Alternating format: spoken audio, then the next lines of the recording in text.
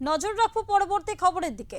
অন্যায়ের বিরুদ্ধে zero tolerance নীতি বিজেপি সরকারের। 14 বছর পর পুনরায় খুলল প্রতিবাদী বরুণ বিশ্বাসের খুনের ফাইল। 14 বছর পর সরকার বদল হলে মুখ্যমন্ত্রী শুভেন্দু অধিকারীর জনতার দরবারে বিচারের আর্জি নিয়ে যান মৃত বরুণ বিশ্বাসের পরিবার। নতুন করে তদন্ত শুরু হয়েছে। সিআইডি তদন্তভার নেওয়ায় আশাবাদী মৃত বরুণের পরিবার। ছিলেন বাবাকে সাক্ষী দিতে দেয়নি। আমার বড় ভাইয়ের কাছ থেকে একটা সই নিয়ে তার নামে এফআইআরটা করা হয়েছিল। সেই এফআইআরে কোনো দোষী বা সমাজ বিরোধীর নাম ছিল, কারোরই নাম ছিল না। উপরন্তু আমার ভাইকে ডেকে নিয়ে ভবানী ভবনে ডেকে নিয়ে অনেক ভয় দেখিয়েছেন, যাতে আমার পরিবারের জীবন হানি হতে পারে, এরকম যে কারোর নাম বললে। দিনটা ছিল 2012 সালের 5ই জুলাই। সেদিনও প্রতিদিনের মতো স্কুল থেকে নিজের বাইকে বাড়ি ফিরছিলেন প্রতিবাদী শিক্ষক বরুণ বিশ্বাস। গোবরডাঙ্গা স্টেশনে নেমে বাইকে করে বাড়ি ফেরার আগেই স্টেশন চত্বরে গুলি করে বরুণ বিশ্বাসকে খুন করে দুর্বৃত্তরা। কলকাতার মিত্র ইনস্টিটিউশনের শিক্ষক ছিলেন তিনি।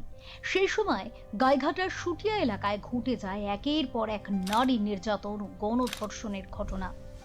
এর অসামাজিক কাজে প্রতিবাদ জানিয়ে তৈরি হয় একটি মঞ্চ, যার নাম ছিল সুটিয়া গণধর্ষণ প্রতিরোধ মঞ্চ, যার নেতৃত্বে ছিলেন গাইঘাটার সুটিয়া গ্রামের বাসিন্দা শিক্ষক বরুণ বিশ্বাস।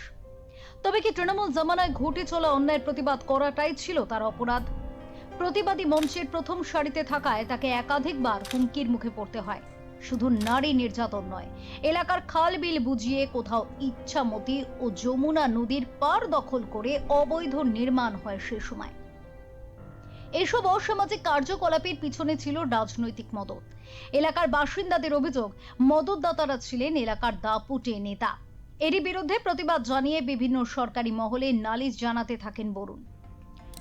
প্রতিবাদের ফল ভোগ করতে খুন হয়ে যেতে হয় তাকে। দীর্ঘক্ষণ রক্তাক্ত অবস্থায় বরুণ বিশ্বাস স্টেশন চত্বরে পড়ে থাকলেও তাকে উদ্ধার করে হাসপাতালে নিয়ে যাওয়ার সাহস পাননি কেউ। কারণ সে সময় এলাকায় দুষ্কৃতীদের দাপটে তটস্থ ছিলেন সাধারণ মানুষ।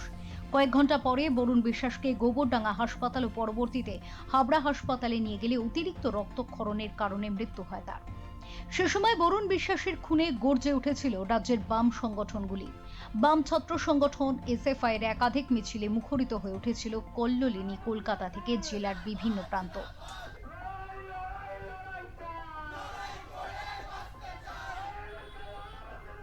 কিন্তু নির্বাক ছিল মমতা বন্দ্যোপাধ্যায়ের সরকার। তারপর কেটে গিয়েছে 14টা বছর। সেই পুরনো তৃণমূল জামানা থেকে রাজ্যের সরকার সবটাই পরিবর্তন হয়ে গিয়েছে ইতিমধ্যে। 14 বছর বাদে পরিবারের আবেদনের সাড়া দিয়ে নতুন করে তদন্তের নির্দেশ দিয়েছে বিজেপি সরকার। এ বিষয়ে বলতে গিয়ে বরুণ বিশ্বাসের দাদা অসিত বিশ্বাস বারবার বিগত সরকার আমলে তদন্তের নামে প্রহসনের অভিযোগ করেছেন। নতুন করে তদন্ত শুরু হওয়ার আশায় বরুণ বিশ্বাসের দাদা। হ্যাঁ, বিগত 14 বছর বাদে আমরা নতুন সরকারের কাছে একটা দাবি নিয়ে গেছিলাম জনতার দরবারে। সরকার সেই দাবিতে সহমত পোষণ করেছে এবং খুব দ্রুত অ্যাকশন শুরু হয়েছে। এতে আমরা আমাদের পরিবার কৃতজ্ঞ সরকারের কাছে, এবং সত্যি আমরা অভিভূত যে এত তাড়াতাড়ি অ্যাকশন শুরু হয়েছে। এটা আমরা বিগত সরকারে আমরা দেখিনি, এবং বিগত সরকারে আমরা তদন্তের নামে এত প্রহসন হয়েছে, সেই কারণেই আবার এটা ফার্দার ইনভেস্টিগেশন দেওয়া হয়েছে। এখন আমরা আশায় বসে আছি, দেখা যাক এই ধরনের বিচারটা আমরা পাই। আর তো আমাদের কিছু বলার নেই, সরকারের উপরে আমাদের দাবি রইল যেন সঠিক তদন্তটা হয় এবং সঠিক যারা প্রকৃত দোষী তাদের খুঁজে বার করে তাদের যেন অপরাধীদের শাস্তি হয়। 2012 সালে তৎকালীন মুখ্যমন্ত্রী মমতা বন্দ্যোপাধ্যায় তৃণমূল জামানায় বিচার পাননি বরুণ বিশ্বাসের পরিবার। উপরন্তু বরুণ বিশ্বাসের দিদি প্রমীলা বিশ্বাস প্রথম থেকে দাবি করেছিলেন তৃণমূলের দাপুটে নেতা তথা মন্ত্রী জ্যোতিপ্রিয় মল্লিকের নির্দেশেই এই খুন হয়েছে। জ্যোতিপ্রিয় মল্লিকই মূল দোষী বারবার গ্রেপ্তার করার দাবি করে এসেছেন বরুণ বিশ্বাসের দিদি প্রমীলা বিশ্বাস। বর্তমানে মুখ্যমন্ত্রীর নির্দেশের পর বরুণ বিশ্বাসের পরিবারের সঙ্গে কথা বলতে উত্তর 24 পরগনার গাইঘাটার সুটিয়ায় যায় সিআইডি তদন্তকারী দল। আমাদের মাননীয় মুখ্যমন্ত্রী শুভেন্দু অধিকারী উনি বলে দিয়েছেন আমি করে দেবো। উনি একদম স্পষ্টই বলে দিয়েছিলেন যে আমরা সিট গঠন করে দেব এবং তদন্ত শুরু হবে।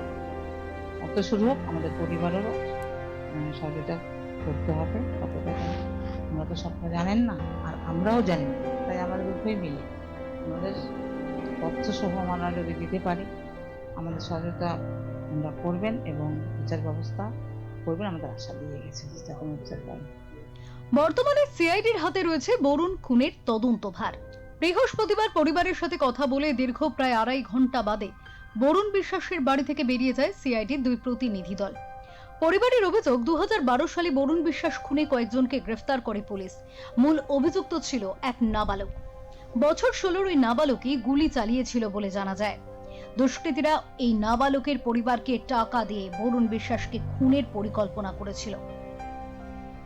তাই রাজ্যে পালাবদল হওয়ার পর মুখ্যমন্ত্রী শুভেন্দু অধিকারীর দ্বারস্থ হয়ে বরুণ বিশ্বাস খুনের ফাইল পুনরায় খোলার দাবি করে পরিবার। এখন দেখা নতুন করে সিআইডি তদন্ত শুরু হবার পর বিচারের দাবি পূরণ হয় কিনা বরুণ বিশ্বাসের পরিবারের। যেখানে বর্তমান রাজ্য সরকার অন্যায়ের বিরুদ্ধে জিরো টলারেন্স নীতি অবলম্বন করার প্রতিশ্রুতিবদ্ধ, সেখানে সঠিক ন্যায় বিচার পাওয়া সময়ের অপেক্ষা। ব্যুরো রিপোর্ট, ওঙ্কার বাংলা।